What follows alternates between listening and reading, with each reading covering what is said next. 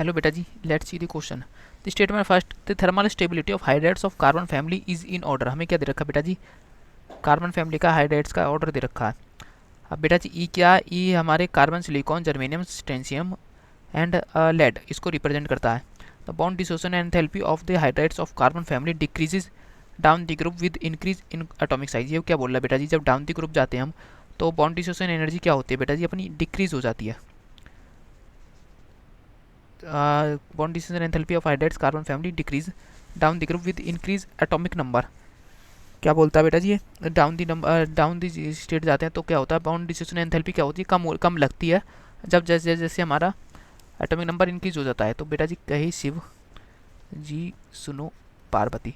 तो नीचे की तरफ जाते हैं हम तो बेटा जी क्या होता है? हमारा इलेक्ट्रोनेगेटिविटी क्या होती है बेटा जी? डिक्रीज हो जाती है। इलेक्ट्रोनेगेटिविटी डिक्रीज हो जाती है। और जब बेटा जी मैं कार्बन और हाइड्रोजन के केस की बात करता हूँ तो इनके केस में इलेक्ट्रोनेगेटिविटी क्या रहती है बेटा जी? सेम रहती है।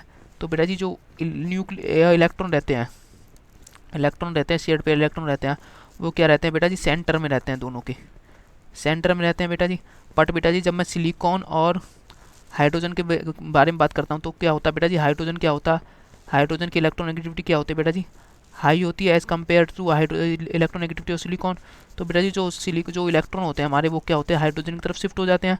हाइड्रोजन की तरफ शिफ्ट हो जाते हैं और तो बेटा जी जो हमारा फोर्स ऑफ न्यूक्लियर, दोनों जो दो हमारे न्यूक्लियस रहते हैं उनकी फोर्स क्या रहती है बेटा जी? कम हो जाती है। फोर्स ऑफ अट्रैक्शन क्या हो जाता है?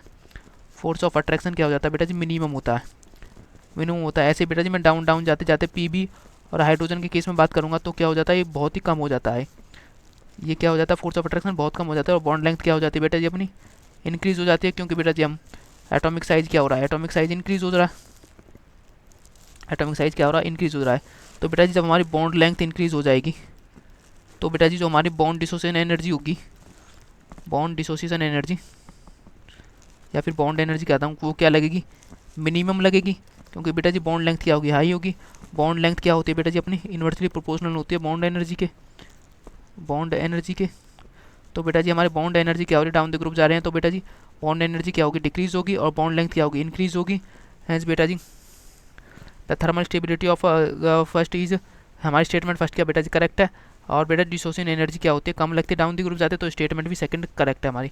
The true first is true statement, second is also true. The statement two is correct explanation of four statement first. Yes बेटा जी हमारी क्या दोनों स्टेटमेंट ट्रू है, और जो हमारा स्टेटमेंट सेकंड है बेटा जी वो करेक्ट एक्सप्लेनेशन दिया हुआ है स्टेटमेंट फर्स्ट का। तो बेटा जी फर्स्ट क्या रहेगा? अपना करेक्ट आंसर रहेगा। सेकंड के केस में क्या बेटा जी? एक्सप्लेनेशन करेक्ट नहीं है, नहीं बेटा जी रॉन्ग है। इस केस में स्टेटमेंट टू को फॉल्स बताया गया है, इस केस में स्टेटमेंट वन को फॉल्स बताया गया। तो बेटा जी अपना फर्स्ट आंसर क्या रहेगा? करेक्ट रहेगा। थैंक यू बेटा जी।